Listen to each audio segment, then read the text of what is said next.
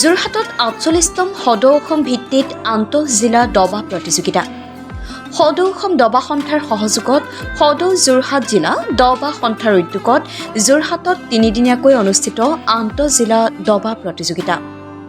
যোৰহাট জিলা দবা সন্থাৰ গৌৰৱোজ্জ্বল ৫০ বছৰীয়া সোণালী জয়ন্তী বৰ্ষৰ লগত সংগতি ৰাখি সদৌ অসম ভিত্তিত এখনি ৪৮তম আন্তঃজিলা দবা প্ৰতিযোগিতা অনুষ্ঠিত কৰে।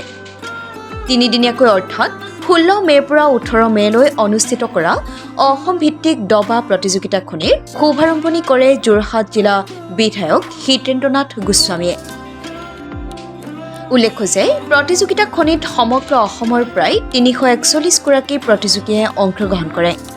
লগতে যোৰহাট জিলা দবা সন্থাৰ সভাপতি নিৰুদ চাংকাকতে কয় যে দবা প্ৰতিযোগিতা এখনি ৰাজ্যিক ভিত্তিত অনুষ্ঠিত কৰিবৰ বাবে যোৰহাট জিলা দবা সন্থাৰ হাতত এখন ষ্টেডিয়াম নাই, সেয়েহে বহু সময়ত অসুবিধাৰ সন্মুখীন হ'বলগীয়া হয়। লগতে দবাৰ প্ৰচাৰ আৰু প্ৰসাৰৰ ক্ষেত্ৰত অধিক গুৰুত্ব দিয়াৰ কথা প্ৰকাশ কৰে। যোৰহাটৰ পৰা অনুপম বৰা ৰিপৰ্টাৰ লাইভ অসম। যে আজিৰ পৰা যোৰহাট জিলা দবা সন্থাৰ সোণালী জয়ন্তী বৰ্ষৰ লগত সংগতি ৰাখি সদৌ অসম আন্তঃজিলা এজ গ্ৰুপ আণ্ডাৰ-7, আণ্ডাৰ-9 আৰু আণ্ডাৰ-11 খেলাসমূহ অসম কৃষি বিশ্ববিদ্যালয়ৰ অডিটৰিয়ামত আজিৰ পৰা আৰম্ভ হৈছে আৰু এই খেলখন আনুষ্ঠানিকভাৱে উদ্বোধন কৰে আমাৰ যোৰহাটৰ মাননীয় বিধায়ক তথা যোৰহাট জিলা দবা সন্থাৰ সোণালী জয়ন্তী উদযাপন সমিতিৰ সভাপতি শ্ৰীযুত হিতেন্দ্ৰনাথ গোস্বামীদেৱে। আৰু তাত ইতিমধ্যে প্ৰায় অসমৰ বিভিন্ন জিলাৰ পৰা প্ৰায় ৩৪১ গৰাকী প্ৰতিযোগীয়ে ইয়াত অংশগ্ৰহণ কৰিছে। আচলতে এই প্ৰতিযোগীৰ সংখ্যা ৫০০ বা ততোধিক হ'লহেঁতেন, কিন্তু আমাৰ যোৰহাটত ঠাই অভাৱৰ কাৰণে আমি আজি ইয়াত ইমান সংখ্যক আমি প্ৰতিযোগীক আমি আজি ইয়াত স্থান দিব আমি নোৱাৰিলোঁ।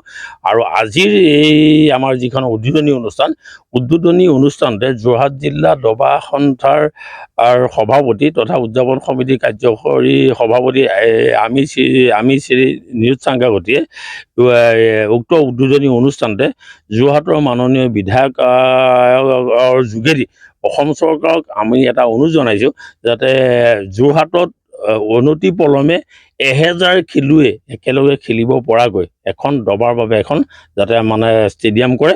আৰু আমাৰ যোৰহাটৰ মাননীয় বিধায়ক তথা উদযাপন সমিতিৰ সভাপতিয়ে এই ক্ষেত্ৰত যথেষ্ট গুৰুত্ব সহকাৰে লৈছে আৰু তেখেতে আমাক কৈছে যে তেখেতে এই ক্ষেত্ৰত প্ৰচেষ্টা ল'ব আৰু যিমান পাৰে সিমান সোনকালে যাতে যোৰহাটত আৰু তথা অসমত যাতে দবা খেলৰ প্ৰচাৰ আৰু প্ৰসাৰৰ বাবে যাতে আমি যাতে যোৰহাট জিলা দবা সন্থাই কাম কৰিব পাৰে, তাৰ বাবে তেখেতেও আমাক সকলো সময়তে সকলো প্ৰকাৰৰ সহায় সহযোগিতা আমাক আশ্বাস প্ৰদান কৰিছে।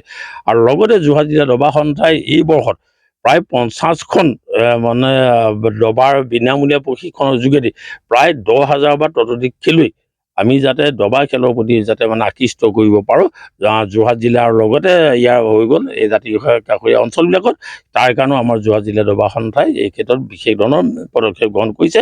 আৰু আটাইতকৈ উল্লেখনীয় দিশ হৈ গ'ল যে অহা ডিচেম্বৰ মাহত এই সোণালী জয়ন্তীৰ সামৰণি অনুষ্ঠানত যোৰহাট জিলা দবা সন্থাই ভাৰতবৰ্ষৰ দবাৰ পিতামহ শ্ৰীযুত বিশ্বনাথ আনন্দদেৱক যোৰহাটলৈ আনি আমি যোৰহাটৰ সৰু সৰু দবা খেলুৱৈসকলৰ লগত আমি মত বিনিময় কৰে আমাৰ যোৰহাটৰ যাতে দবা খেলুৱৈসকল উপকৃত হ'ব পাৰে আৰু ভৱিষ্যতে এজন যাতে ভাল দবা খেলুৱৈ হ'ব পাৰে তাৰ বাবে আমাৰ যোৰহাট জিলা দবা সন্থাই এই ক্ষেত্ৰত প্ৰচেষ্টা হাতত লৈছে।